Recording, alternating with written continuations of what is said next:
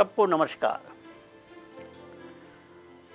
1986 में जब राजीव जी प्रधानमंत्री बने, उन्होंने पार्लियामेंट में एक बिल पास किया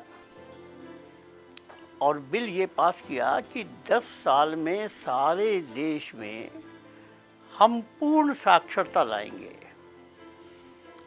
सबको बहुत खुशी हुई। पहली बार एक नौजवान प्रधानमंत्री बना था और एक बड़ा क्रांतिकारी उसने घोषणा की। लेकिन उस घोषणा के बाद प्रधानमंत्री से सरकार के बड़े अधिकारी मिलने आए।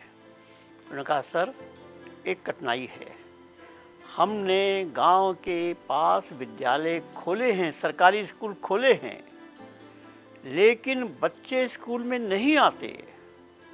ये बच्चे स्कूल में कैसे आएंगे, इसकी व्यवस्था की जाए। तो उस समय एक राममूर्ति साहब थे जो विनोबा जी के बहुत बड़े भक्त थे, उत्तर प्रदेश में सक्रिय थे। उनको ये काम दिया गया कि बच्चों को कैसे आप आकर्षित कर सकते हैं, इसका हमको सुझाव दीजिए। राममूर्ति कमीशन की रिपोर्ट आ गई थी और उसमें उन्होंने वन टीचर वन स्कूल इसका प्रस्ताव दिया था। हमारे सैनिकों ने भावराव जी से एक प्रश्न पूछा, भावराव जी, असम में तो हम सक्रिय बहुत अधिक प्रभावी नहीं हैं, बंगाल में प्रभावी नहीं हैं, लेकिन झारखंड में और बिहार में तो हम कमज़ोर नहीं हैं। भावराव जी ने सीधे एक बात कही कि इस वनवासी समाज का मन जीतो, उनके पास जाओ, उनको विश्वास दिलाओ। कि पूछा गया कि मन जीतने के लिए क्या कार्यक्रम होना चाहिए। उसी समय भावराव जी ने राममूर्ति कमीशन की रिपोर्ट का जिक्र किया और कहा कि जो वन टीचर वन स्कूल की कल्पना आई है, इसका प्रयोग करो। यहीं से एक शिक्षक एक विद्यालय और शॉर्ट में एकल विद्यालय, इसकी कल्पना ने जन्म लिया। इस कल्पना को साकार करने के लिए हमारे सामने दो चुनौतियां थीं। पहली चुनौती, बच्चों को कैसे आकर्षित किया जाए, और दूसरी चुनौती, पाठ्यक्रम क्या रखा जाए, विद्यार्थी हमें अध्यापक कहाँ से मिलेंगे, हमारे कार्यकर्ता कहाँ से मिलेंगे। यह एक बड़ी चुनौती हमारे सामने आई। सब लोगों ने इस चुनौती को स्वीकार किया, बैठे कि हम इसका मार्ग खोजेंगे, और हमने मार्ग खोजा। इसकी चर्चा अगले सत्र में करेंगे। सबको नमस्कार, धन्यवाद।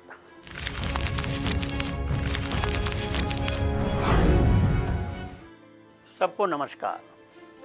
जो दो चुनौतियां थी कि कैसे बच्चों को विद्यालय आने के लिए आकर्षित किया जाए, इस कठिनाई को मैं एक उदाहरण से बताना चाहता हूँ। सरकार का कोई व्यक्ति मान लो किसी गांव में गया, गांव वालों को इकट्ठा किया और उनसे पूछा कि तुम्हारे बच्चे विद्यालय जाते हैं? लोगों ने कहा कि नहीं जाते हैं। तो सरकारी अधिकारी ने कहा कि तुमको अपने बच्चों को स्कूल भेजना चाहिए। गांव वालों ने पूछा इसका क्या फ़ायदा होगा। इस सरकारी नुमाइंदे ने कहा कि इससे वो अच्छे आदमी बन जाएंगे। पढ़ा लिखा आदमी अच्छे बन जाएं, ऐसा एक भी उदाहरण नहीं है। तो वो सरकारी अधिकारी थोड़ा निराश हो जाता है। वो कहता, अच्छा कोई बात नहीं, लेकिन वो पढ़ लिख लेगा तो नौकरी मिल जाएगी। गांव वाले और जोर से हंसते हैं। उनको मालूम है कि पढ़ लिख कर बेरोजगार संख्या इतनी अधिक है। तब गांव वाले एक सवाल पूछते हैं कि भैया एक बात बताओ, मेरा बेटा तुम्हारे स्कूल में जाएगा, पढ़ लिख कर क्या वो खेती का काम करेगा? नहीं, खेती का काम तो नहीं करेगा। तब गांव वाले उनसे कहते हैं कि जरा बताओ, ना तो हमारे बच्चों को तुम अच्छा आदमी बना सकते हो, ना उनको सरकारी नौकरी दे सकते हो, और हमारे आजीविका का एकमेव साधन खेती, वो भी वो नहीं करेगा, हम स्कूल क्यों भेजेंगे? इसका उत्तर उसके पास नहीं था। यही चुनौती हमारे सामने थी, लेकिन सौभाग्य से इस चुनौती को स्वीकार करने के लिए संघ के एक स्वयंसेवक डॉक्टर राकेश पोपली ने ये चुनौती स्वीकार की और इस विषय की चर्चा अगले सत्र में करेंगे। सबको नमस्कार, धन्यवाद।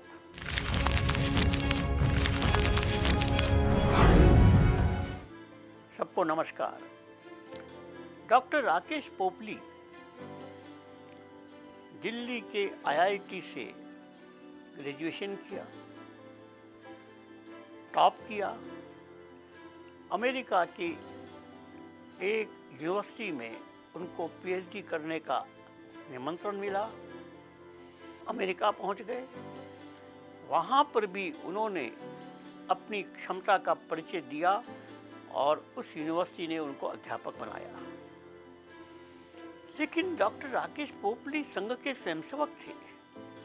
उनके मन में प्रश्न आया कि भारत की सरकार ने मुझको जो पढ़ाया, तो सरकार के पास तो भारत की जनता ने टैक्स दिया था। मैं अमेरिका में इतनी बड़ी तनख्वाह लेकर यहाँ पर पढ़ा रहा हूँ। जिन्होंने मुझको पढ़ाने के लिए टैक्स दिया, उनके लिए मैं क्या कर रहा हूँ। बस इस चिंतन ने उनको नौकरी छोड़ने के लिए बाध्य किया। वो भारत में आ गए। क्योंकि वो बहुत विद्वान थे, मेधावी थे, तुरंत IIT कानपुर में उनको अध्यापक की दायित्व मिल गया। वहाँ पढ़ाने लगे। वहाँ भी उनके मन में प्रश्न आ गया कि ये सारे लोग इंजीनियर बनकर अपने अपने स्वार्थ के लिए नौकरी करेंगे, देश को कौन संभालेगा। और उन्होंने वो नौकरी छोड़ दी। संयोग से रांची में जो यूनिवर्सिटी थी, इंजीनियरिंग कॉलेज था बिरला जी का, उसके डायरेक्टर संघ के विचारों के समर्थक थे। उनको पोपली जी का ये विचार मालूम पड़ा। उन्होंने डॉक्टर राकेश पोपली को अपनी यूनिवर्सिटी में अध्यापक बनने का आग्रह किया और कहा कि आप अध्यापक बनिए, आपको तनख्वाह मिलेगी, लेकिन आप जो काम करना चाहते हैं वो काम करिए। बस राकेश जी को और कुछ नहीं चाहिए था। संयोग से उस समय तक उनका विवाह हो गया था। उन्होंने झारखंड के सबसे पिछड़ा क्षेत्र गुमला जिला, उसका भी सबसे पिछड़ा हुआ ब्लॉक बिशुनपुर, उसको अपना कार्यक्षेत्र बनाया। संयोग से कुछ संघ के स्वयंसेवक माननीय भावराव जी के निर्देश पर वहाँ विकास भारती के माध्यम से काम कर रहे थे। राकेश जी, उनकी पत्नी रमा जी, वो भी वहाँ पर इस टीम में सम्मिलित हो गए। अब राकेश जी के सामने चुनौती थी कि बच्चों को कैसे पढ़ने के लिए आकर्षित किया जाए।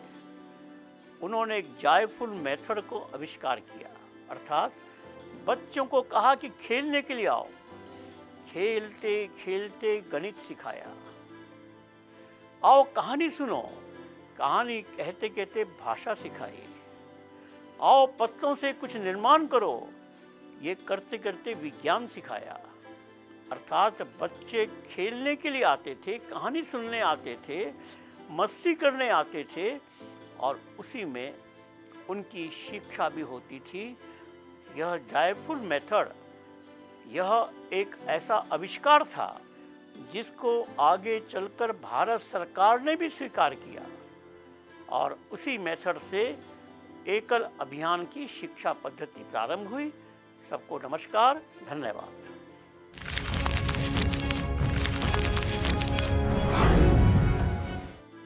सब मित्रों को नमस्कार। एक योजना बनी कि बच्चों को पढ़ाने के लिए विद्यालय खोलने चाहिए। राममूर्ति कमीशन की रिपोर्ट आ चुकी थी। एकल विद्यालय का जन्म हुआ, लेकिन दवाई के लिए अस्पताल खोलने की बात आई है। अब अस्पताल के लिए जमीन चाहिए। भावराव जी पास के लोहरदगा जिले केंद्र में अनेक लोगों से मिले और सौभाग्य से एक परिवार ने उनको बड़ी ज़मीन देने का वायदा किया। लेकिन ज़मीन तो मिल गई, हॉस्पिटल कैसे बनेगा? उस समय संयोग से मैं आगरा विभाग प्रचारक था। मेरे छोटे भाई की शादी थी, आगरा में थी। मैंने भावराव जी से निवेदन किया कि क्या आप उस समारोह में आ सकेंगे? भावराव जी ने कहा मैं आऊँगा तो ज़रूर, मेरी फीस देनी पड़ेगी। मुझे आश्चर्य हुआ कि भावराव जी की फीस क्या होती है। मैंने हाथ जोड़ कर पूछा, भैया कितनी फीस है? 1000 रुपये। मुझको आश्चर्य हुआ कि भावराव जी को 1000 रुपये मांगने की जरूरत क्या पड़ी। खैर, उस समय तो विवाह का प्रसंग था, राशि तो उनको देना ही था, दी गई। बाद में मालूम पड़ा कि लोहरदगा के पास अस्पताल बनाने के लिए भावराव जी धन संग्रह कर रहे हैं।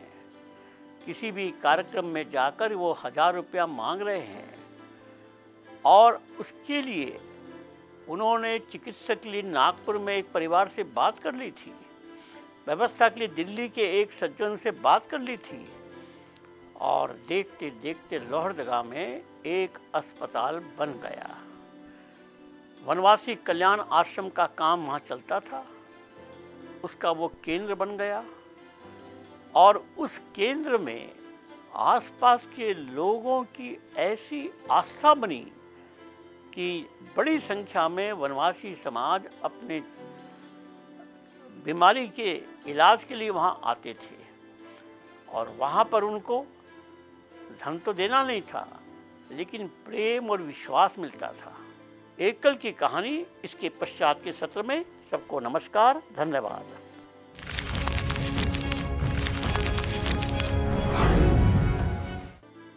सभी मित्रों को नमस्कार। अस्पताल तो बन गया, अब बारी थी विद्यालय की। और विद्यालय के लिए एकल विद्यालय, एक शिक्षक एक विद्यालय, इसकी कल्पना भी राममूर्ति कमीशन से प्राप्त हो गई थी। लेकिन यह एक प्रश्न आया कि इस विद्यालय की योजना कौन चलाएगा। सबसे पहले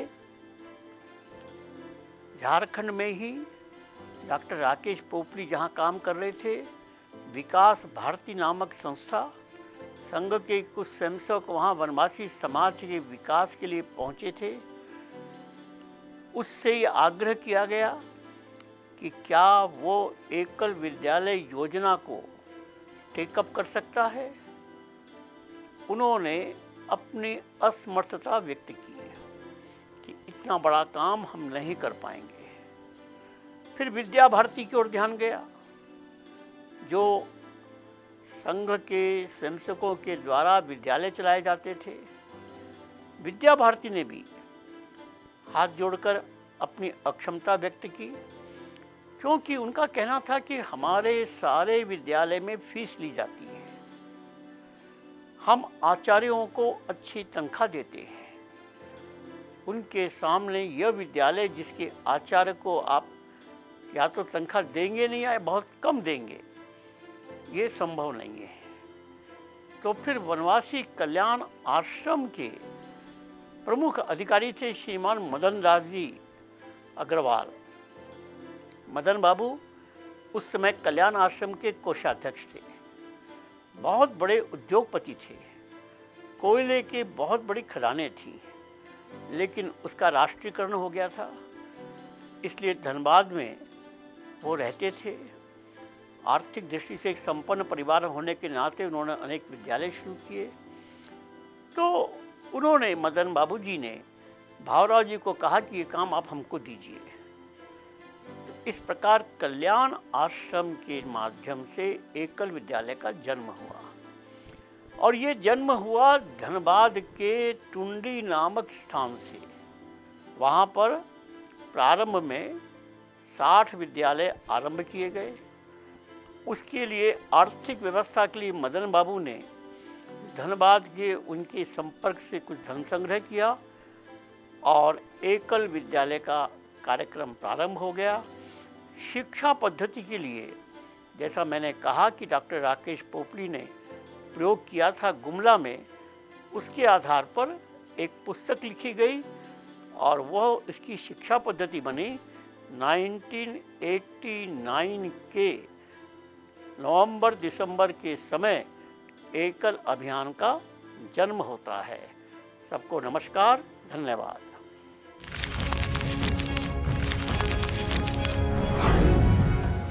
सभी मित्रों को नमस्कार। 1978 मेरे जीवन का एक टर्निंग पॉइंट था।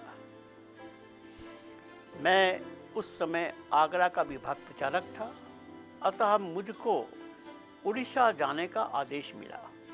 लेकिन उड़ीसा जाने के पूर्व वहाँ की तैयारी कैसे की जाए ये प्रश्न मन में था। तो सबसे पहले तो ये था कि उड़ीसा में केवल चावल ही खाने को मिलता है, रोटी नहीं मिलती।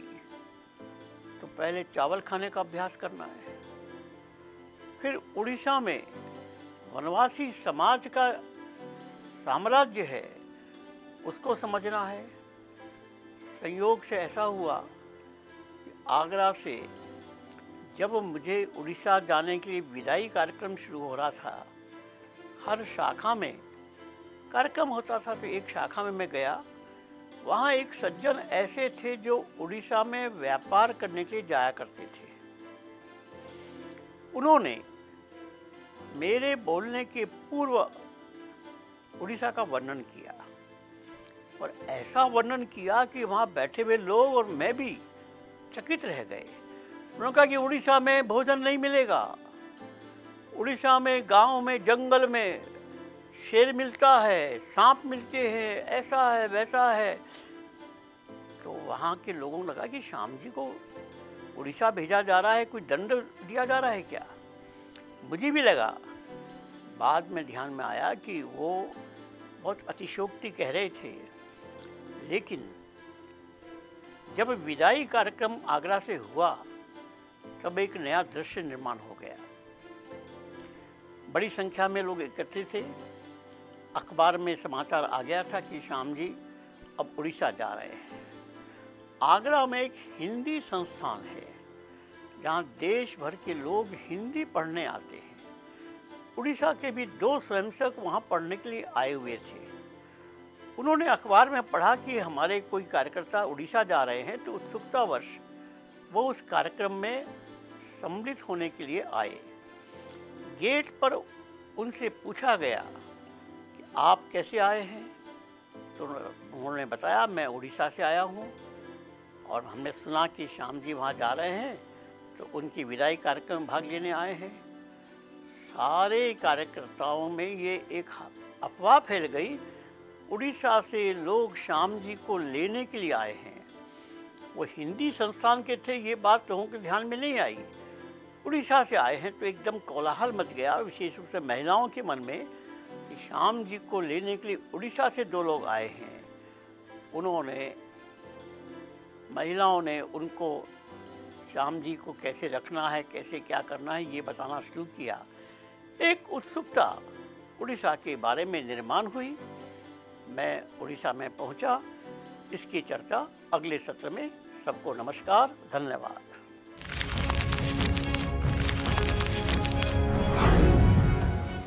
सभी मित्रों को नमस्कार। उड़ीसा इतिहास का एक बड़ा प्रसिद्ध प्रदेश। वास्तव में उसका नाम उत्कल था, उत्कृष्ट कला वाला प्रदेश। वहाँ से विदेशों में व्यापार करने के लोग जाते थे। जगन्नाथ स्वामी का वो स्थान है। लेकिन सारे उड़ीसा का बड़ा भाग वनवासी क्षेत्र है। उस वनवासी क्षेत्र में पूज्य स्वामी लक्ष्मानंद जी पहले से ही प्रयास कर रहे थे और मैं उनके संपर्क में आया। ये मेरा सौभाग्य है कि स्वामी लक्ष्मानंद सरस्वती जी के माध्यम से ही मुझको वनवासी क्षेत्र में काम करने का प्रशिक्षण मिला। उड़ीसा पहुंचने के पहले मैंने गरीबी कैसी होती कभी देखा नहीं था, लेकिन एक संस्मरण मैं सुनाना चाहता हूँ। उड़ीसा में एक सबसे पिछड़ा हुआ जिला है जिसको फुलवानी कहते हैं। उस फुलवानी में कोई रेलवे स्टेशन नहीं, कोई इंडस्ट्री नहीं, कोई बड़ा व्यापार नहीं, चारों ओर वनवासी वनवासी, बहुत पिछड़ा हुआ जिला। उसी क्षेत्र में स्वामी लक्ष्मणानंद जी ने एक विद्यालय शुरू किया था चकापाद नामक स्थान पर, और मुझको वनवासी समाज से परिचित कराने के लिए चकापाद आश्रम में मेरा पहला प्रवास हुआ। वहाँ एक विद्यालय चलाते थे। मैंने जब ये देखा कि उस छात्रावास में लगभग 30 बच्चे थे, भोजन बनाने के लिए और भोजन करने के लिए वो प्रतीक्षा कर रहे हैं। उनका भोजन टर्न बाई टर्न बन रहा है। मुझको आश्चर्य हुआ और तब मालूम पड़ा कि उनके पास केवल एक ऐसी हांडी थी जिसमें 10 लोगों के चावल बन सकते थे, इसलिए 10 लोगों का चावल बनता था। फिर अगले 10 के लिए भोजन तैयार होता था। जो काम आधा घंटे में होना चाहिए उसके लिए 2 घंटे लगते थे। अर्थात भोजन बनाने का बर्तन नहीं है। पढ़ने के समय देखा कि लोग प्रतीक्षा कर रहे हैं कि मेरी बारी कब आएगी पढ़ने की। अर्थात एक लालटेन, उसके चारों ओर 10 लोग बढ़ते थे और उनकी पढ़ाई पूरी हुई तो दूसरे लोग आते थे। रात को सोते समय, सर्दी का समय था, हम लोग गर्म कपड़े पहने थे और वहाँ के विद्यार्थी फर्श पर कोई कपड़ा नहीं सो रहे हैं। गरीबी क्या होती है ये मैं पहली बार देख रहा था, लेकिन इन विद्यार्थियों के चेहरे पर कोई शिकायत का चिन्ह नहीं था। पूरे संतुष्ट। वनवासी समाज की ये ताकत देखकर मुझको भी लगा कि भारत महान होगा तो इसी वनवासी समाज से होगा। यहाँ से मेरा प्रशिक्षण प्रारंभ होता है और मैं आज जो कुछ कर रहा हूँ पूज्य स्वामी लक्ष्मणानंद जी के सानिध्य में जो मैंने सीखा उसी का मैंने प्रयोग किया। सबको नमस्कार, धन्यवाद।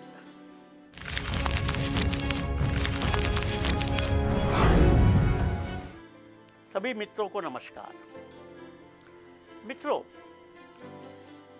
उड़ीसा की कुछ घटनाओं ने न केवल मुझको कार्य करने की दिशा दी, बल्कि देश को समझने की भी का अवसर मिला।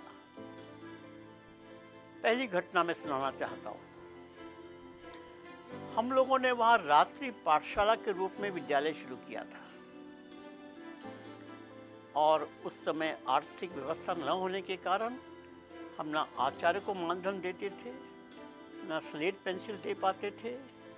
बस पढ़ने का आग्रह करते थे और बच्चे आते थे। पढ़ने की प्रेरणा क्या थी? पढ़ने की प्रेरणा ये थी कि हमने वहाँ एक बड़ा कार्यक्रम 1986 में किया। क्या कार्यक्रम था? चकापाद में एक बहुत बड़ा सम्मेलन किया। उसमें जगन्नाथ जी की मूर्ति को प्राण प्रतिष्ठा करके उस रथ को गांव-गांव में घुमाया। अब जगन्नाथ जी तो वहाँ के हर व्यक्ति के लिए भगवान है। गरीब लोग फुलवानी से पूरी जा नहीं सकते दर्शन करने के लिए, आर्थिक कमजोरी के कारण। हमारे गांव में जगन्नाथ जी आ रहे हैं, ये सुनकर बड़ी संख्या में लोग दर्शन करने आते थे और एक नया अनुभव हुआ। बस उनको ये मालूम था कि जगन्नाथ जी हमारे भगवान हैं। उस समय स्वामी जी शंख बजाते थे, लेकिन संयोग से उस यात्रा को कुछ गांव तक तो भेजा गया और वो फिर रोक दी गई। जिन गांव में जगन्नाथ जी नहीं गए उन गांव से ये मांग आई स्वामी जी के पास कि हमारे यहाँ जगन्नाथ जी कब आएंगे। स्वामी जी उनसे कहते थे कि जगन्नाथ जी आएंगे तो उनका स्वागत कैसे करोगे। तो बोलते थे वो कि हम उनको ऐसा नृत्य करेंगे, माला पहनाएंगे। लेकिन स्वामी जी कहते नहीं, उड़िया में जो जगन्नाथ भागवत लिखी है वो पढ़कर सुनाना पड़ेगा। सारे गांव वाले कहते हम तो पढ़ाई करते नहीं है।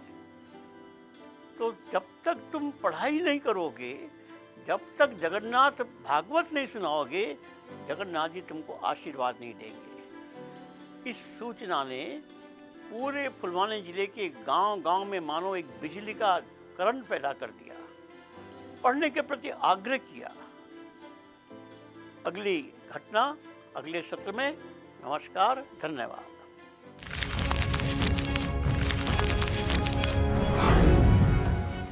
नमस्कार। एक घटना बहुत रोमांचकारी है। मेरा फुलवानी में प्रवास हो रहा था। एक गांव में रात्रि पाठशाला देखने के लिए मैं गया। संयोग से बड़ी संख्या में बच्चे बैठे थे, लेकिन उनके सामने एक बूढ़ा व्यक्ति बैठा था। एक बेटी उस विद्यालय की आचार्य थी। उस बूढ़े व्यक्ति के हाथ में कुछ पट्टी बंधी हुई थी। मैंने उत्सुकतावश उस आचार्य से पूछा कि इसके हाथ में पट्टी क्यों बंधी है। ये प्रश्न सुनते ही वो आचार्य एकदम नर्वस हो गई। मुझे लगा कि मेरी उड़िया नई है, शायद मैंने कुछ ग्रामर में मिस्टेक कर दिया, इसलिए उसको बहुत दुख हुआ होगा। मैंने वहाँ पर अपना बोलना बंद करके अपने जो साथी थे जो मुझे वहाँ ले गए थे उनसे पूछा ये क्या हो गया। तब उन्होंने बताया कि आपने उस बेटी से जो पूछा कि इसकी पट्टी क्यों बंधी है, उसका कारण आपको नहीं मालूम। जब इसके गांव में स्वामी जी ने कहा कि जगन्नाथ भागवत पढ़ोगे तब तुमको जगन्नाथ जी के दर्शन होंगे, इस बूढ़े ने कहा कि मेरी तो उम्र खत्म हो रही है, बच्चे पढ़ेंगे और तब आगे जगन्नाथ जी आएंगे। उसने जिद किया कि मुझको तुम पढ़ना सिखाओ। हम तो स्लेट पेंसिल देते नहीं थे। उस आचार्य ने उस वृद्ध व्यक्ति की उंगली पकड़कर जमीन पर अ आ ई लिखना सिखाया और सिखाते सिखाते उसके उंगली में घाव हो गया। वो पट्टी बंधी हुई थी। उस आचार्य को लगा कि मेरी गलती पकड़ी गई, लेकिन मुझे लगा कि पढ़ने के प्रति ऐसी रुचि, इतनी क्षमता। उसी समय सरकार की ओर से भी जो प्रौढ़ शिक्षा आंदोलन शुरू हुआ था और वहाँ के जो डिस्ट्रिक्ट मजिस्ट्रेट थे उनको जिम्मेदारी दी थी, उसी क्षेत्र में डिस्ट्रिक्ट मजिस्ट्रेट भी अपने प्रौढ़ शिक्षा केंद्र के निरीक्षण के लिए गए थे। उन्होंने पाया कि उनके सारे केंद्र तो बंद हैं और ये उस समय हम लोग विश्व हिंदू परिषद के नाम से काम करते थे, विश्व हिंदू परिषद के विद्यालय चल रहे हैं। तो उन्होंने अपने ऑफिसर्स को कहा कि मुझे विश्व हिंदू परिषद के किसी व्यक्ति से बात करनी है, हमारे सब संस्था बंद हो गई और उनकी चल रही है, इसकी विशेषता क्या है। ये समाचार मैं संयोग से प्रवास वहाँ कर रहा था, मेरे पास आया कि डिस्ट्रिक्ट मजिस्ट्रेट साहब आपसे बात करना चाहते हैं, समझना चाहते हैं। मैंने स्वीकार किया। दूसरे दिन वो जहाँ पर थे वहाँ मैं पहुँचा और उन्होंने पहला प्रश्न पूछा कि आप हमारे जो आपके विद्यालय की रात्रि पाठशाला है उनके आचार्य को कितना धन देते हैं। ये सुनते ही मैं मुस्करा गया और मैंने हाथ जोड़ कहा कि महाशय आपको अभी इसकी कल्पना नहीं है, मैं आपको समझाऊंगा। अगले सत्र में आगे की बात। सबको नमस्कार।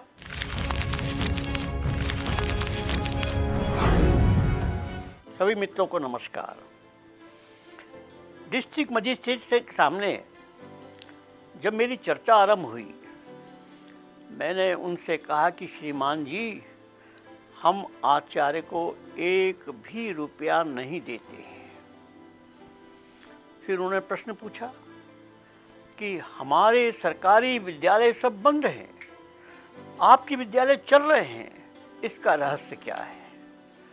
मैं कहा श्रीमान जी, मैं रहस्य बताऊंगा, आपको समझ में नहीं आएगा। क्यों नहीं समझ में आएगा? क्योंकि आप सरकार के आदमी हैं और सरकार वो भाषा नहीं समझती जो भाषा गांव के लोग समझते हैं। थोड़ा सा मैंने चैलेंज किया, तो कहा नहीं, बताइए गांव के लोग क्या समझते हैं, आप सफल क्यों हैं और हम असफल क्यों हैं। तो मैंने पूरी कहानी सुनाई। स्वामी लक्ष्मानंद जी गांव-गांव में गए, जगन्नाथ भागवत पढ़ने का आग्रह किया। जगन्नाथ भागवत पढ़ने के बाद ही जगन्नाथ जी हमारे गांव में आएंगे। अब बड़े बूढ़े लोग तो नहीं पढ़ सकते, इसलिए बच्चों को पढ़ने भेज रहे हैं। और फिर मैंने उस दिन की घटना सुनाई कि मैं एक जगह गया, वहाँ एक बूढ़े व्यक्ति के हाथ में पट्टी बंधी हुई थी, क्योंकि उस बूढ़े को लगा कि मेरी आयु अब समाप्त हो जाएगी। जब हमारे बच्चे पढ़ेंगे, पढ़ लिख लेंगे, जगन्नाथ भागवत पढ़ेंगे, तब जगन्नाथ जी आएंगे। इसलिए उसने कहा कि चलो मैं पढ़ता हूँ। और हम उनको स्लेट पेंसिल नहीं देने के कारण उनके हाथ में घाव हो गया। तब मैंने कहा कि इस देश की जनता धर्म की भाषा समझती है। आप सरकार के लोग साक्षरता की बात कर रहे हैं। साक्षरता का कोई मतलब नहीं है जब तक धर्म की भाषा न हो। ये भारत है, भारत गांव में रहता है, गांव वाले धर्म की भाषा समझते हैं। और चूंकि जगन्नाथ जी के प्रति भक्ति है, जगन्नाथ जी हमारे गांव में आएंगे, इसके लिए हमको पढ़ना है। आप कहते हैं कि आपको नौकरी करनी इसलिए पढ़ना है, आप कहते हैं कि आप अच्छे आदमी बन जाएंगे इसलिए पढ़ना है। ना आप नौकरी दे सकते, ना अच्छे आदमी बना सकते हैं। लेकिन स्वामी लक्ष्मानंद जी चूँकि सन्यासी हैं और यहाँ पर गांव-गांव में प्रवेश उनका हो गया है, हर गांव में सत्संग चला रहे हैं और सत्संग के माध्यम से उनके अंदर हिंदुत्व की, जगन्नाथ भक्ति की भावना मजबूत हो रही है। और फिर वो अपने बच्चों को पढ़ने के लिए भेजते हैं, जबकि ना तो हम आचार्य को धन दे रहे हैं और उस समय तो स्लेट पेंसिल भी देने की क्षमता नहीं थी। लेकिन गांव-गांव में वो चल रहा है।